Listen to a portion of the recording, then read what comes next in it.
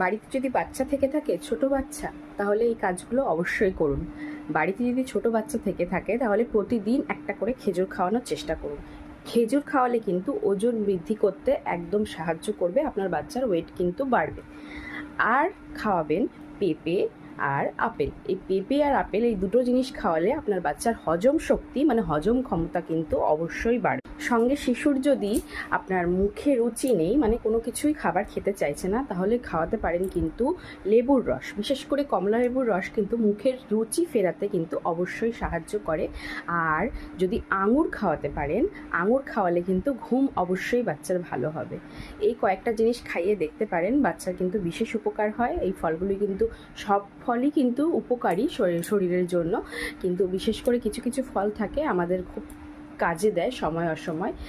যদি এই ছোটো ছোটো টিপসগুলো ভালো লেগে থাকে, অবশ্যই চ্যানেলটিকে সাবস্ক্রাইব করবেন, লাইক করবেন, শেয়ার করবেন, পাশে থাকবেন। অবশ্যই ভালো থাকবেন, আপনারা সুস্থ থাকবেন, সকলকে ভালো রাখবেন। ধন্যবাদ।